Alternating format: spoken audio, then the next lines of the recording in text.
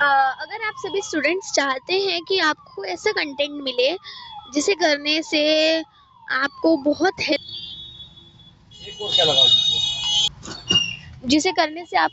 Help मिले, आपका academic performance बढ़े और आप इंक्रीज हो आपका एकेडमिक परफॉर्मेंस, और आपको एकेडमिक परफॉर्मेंस इंक्रीज होने से कोई ना रोक पाए, तो इस वीडियो में मैं आपको बहुत अच्छा कंटेंट देने वाली हूँ। एसएसटी सब्जेक्ट का 30 एमसीक्यू वो मिलने वाले हैं आपको, ठीक है।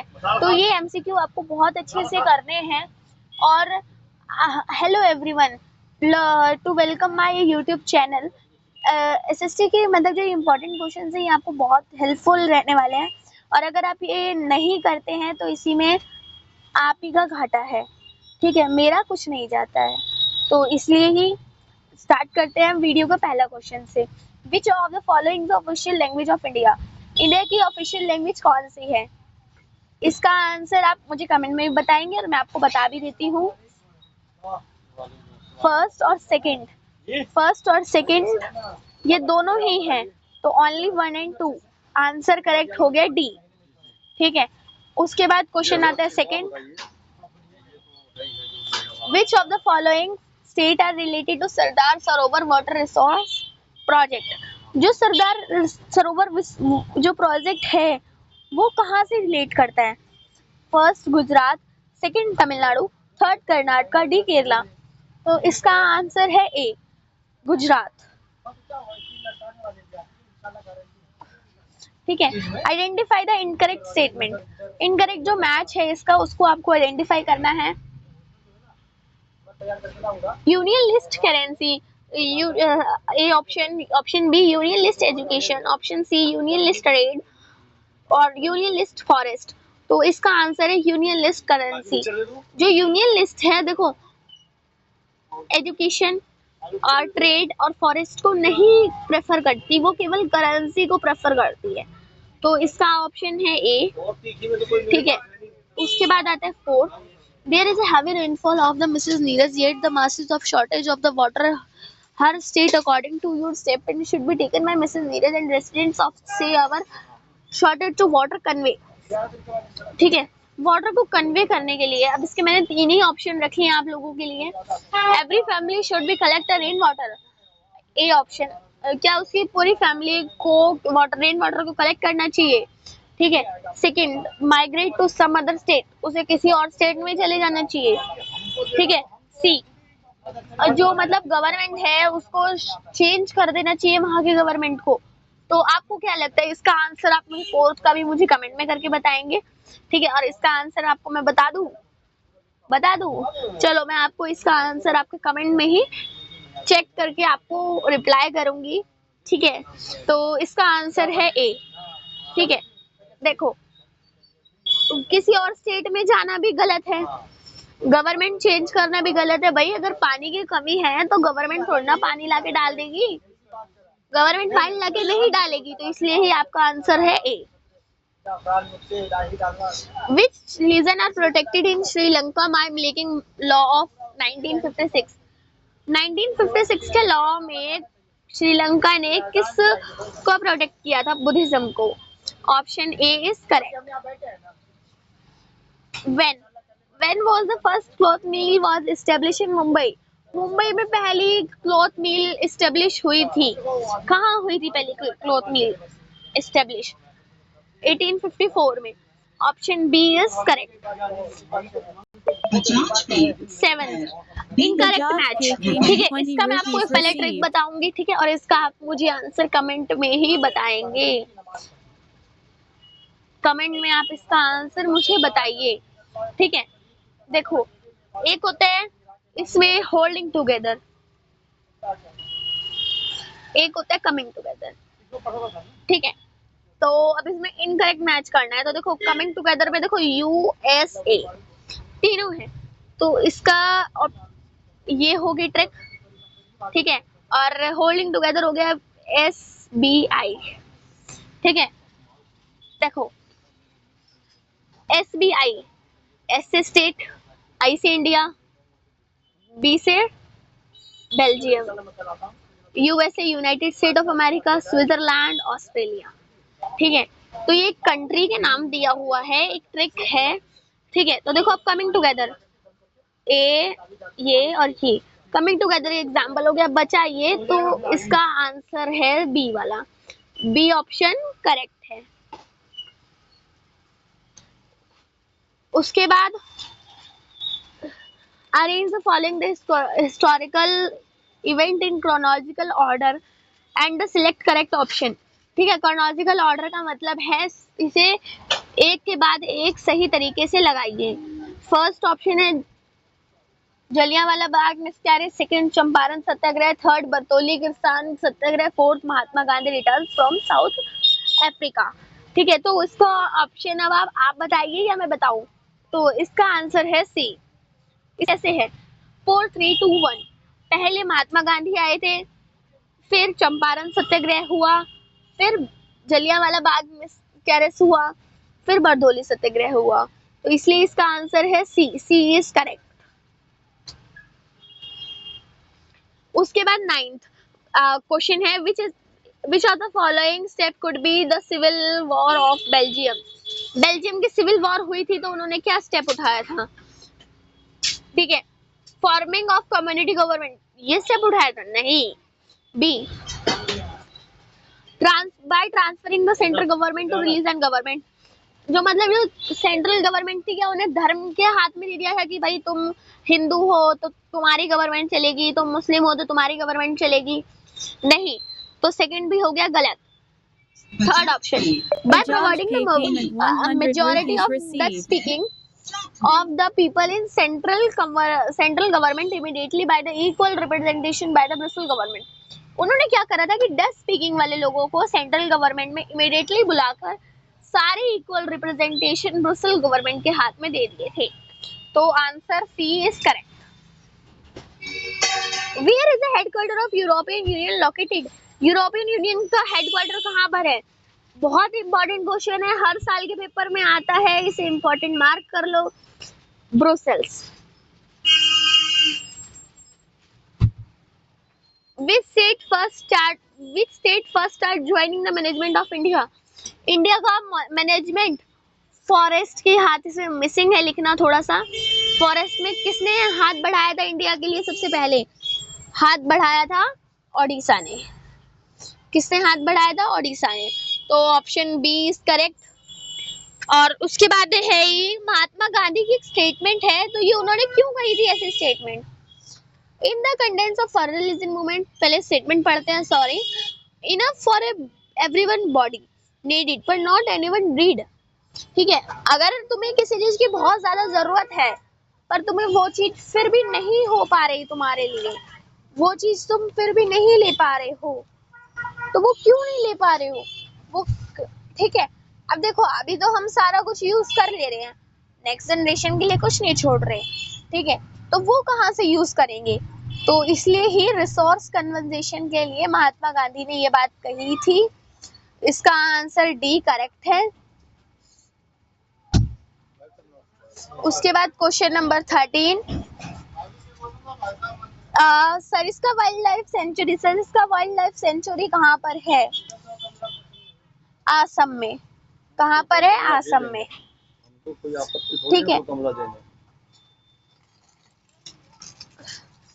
उसके बाद मनसा टाइगर रिजर्व नेशनल पार्क। मनसा टाइगर रिजर्व, सॉरी ये थोड़ा सा गलत हो गया है।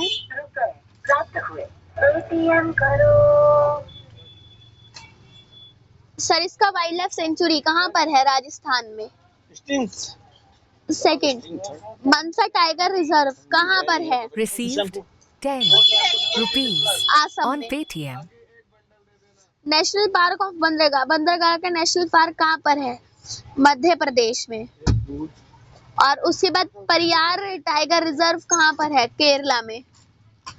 तो इसका आंसर होता है D, D answer is correct. आप 10 रुपए जब तक आओ हमने दूध के पैसे काट लिए। In the country women get the equal pay for equal work as men as type of example। ठीक है, जो एक कंट्री है वो वुमेन को भी उतना ही पे कर रही है और मैन को भी उतना ही पे कर रही है, तो वो क्यों कर रही है इतना ही पे? तो इसका क्वेश्चन तो इसका किस टाइप का एग्जाम्पल है? रिलीजियस, धर्म की इनइक्वालिटी तो है ही नहीं, ठीक है। रिलीजियस इक्वालिटी क्या दोनों हिंदू हिंदू है, मुस्लिम मुस्लिम है, ये देख के दे रही है? नहीं, ठीक है। क्या वो जेंडर इक्वालिटी देख के दे रही है? क्या दोनों मैन मैन है कंडीशन में, या दोनों वुमेन वुमेन है? नहीं, ठीक है।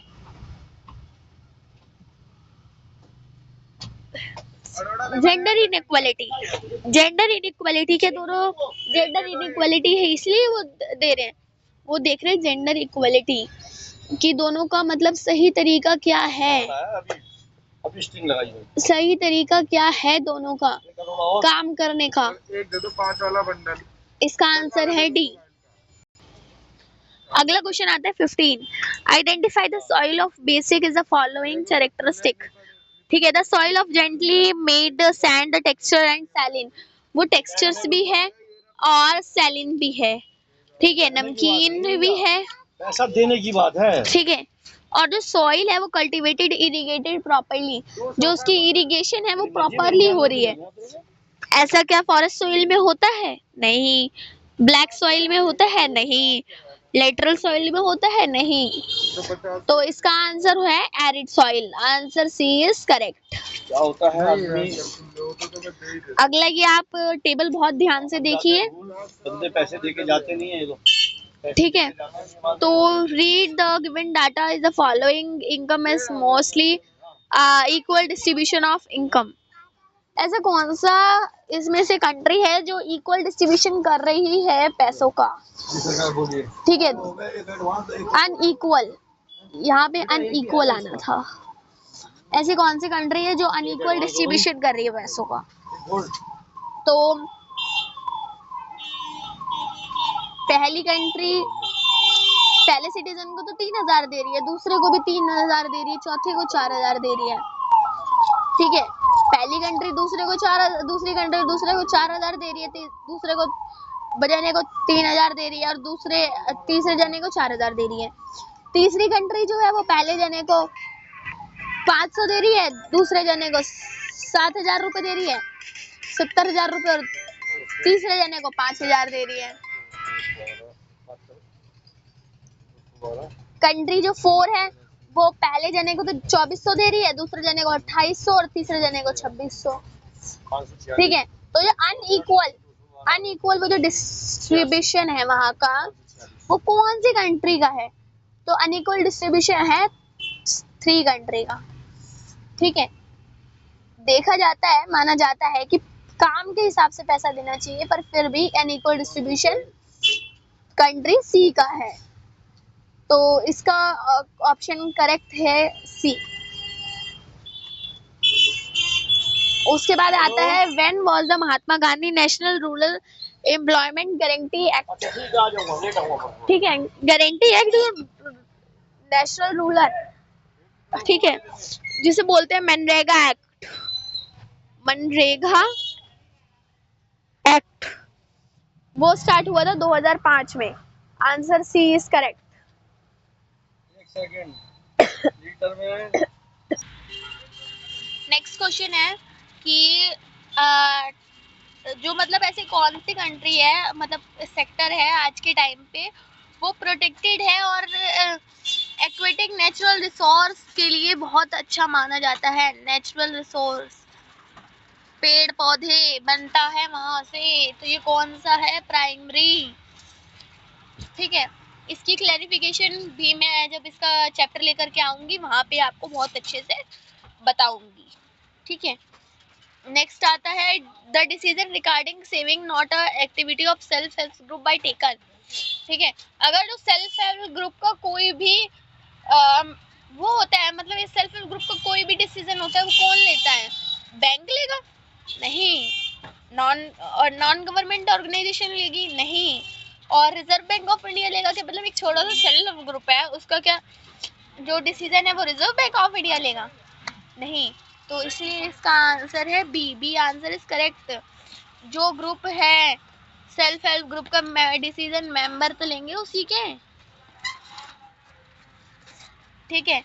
तो अगला क्वेश्चन है human development report are establish by among the following.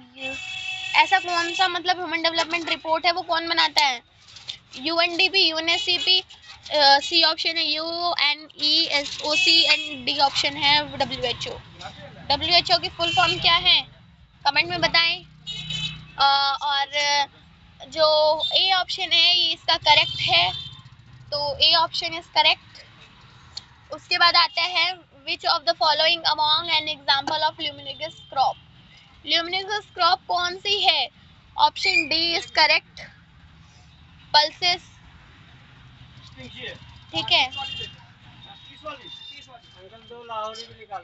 उसके बाद identify the middle of the basis following information. Information के आधार पर पहचानो मैं कौन हूँ, ये है पहेली एक। ठीक है, तो इस पहेली को पढ़ते हैं। Identify the middle of the basis of the following information. First, second major resource of Indian energy of India, मतलब सेकंड मेजर रिसोर्स है एनर्जी इंडिया के लिए। 63% इंडिया का टोटल प्रोडक्शन इसका मुंबई में होता है। आसम में है इसका सबसे ओल्ड प्रोडक्ट प्रोड्यूसर स्टेट। और नॉन रिन्यूएबल रिसोर्स है भी इंडिया का, ये है नेचुरल गैस और पेट्रोलियम। ठीक है, इसके ये दोनों ऑप्शन ही करेक्ट है, बी और डी। ठीक है, उसके बाद है वो among the following the lead of tribal farmers given hill of Andhra Pradesh. जो आंध्र प्रदेश में ट्रिबल फार्मर थे उनकी हेल्प किसने की थी?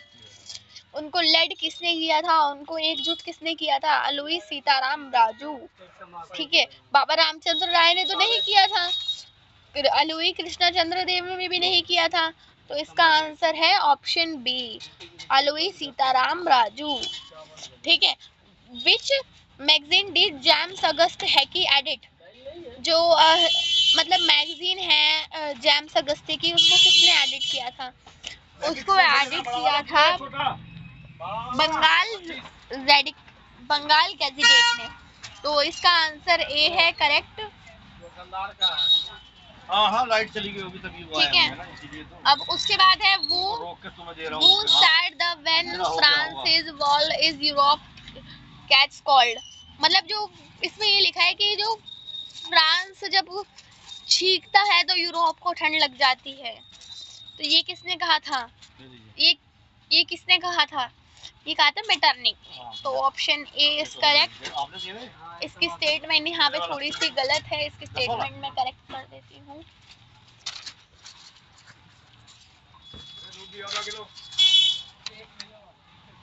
When France sneezed, यहाँ पे आना था SNEEZE, sneeze। When France sneezed, Europe catches cold। ठीक है, तो इसका आंसर ए है मेटरनिक, मैंने आपको बता ही दिया है।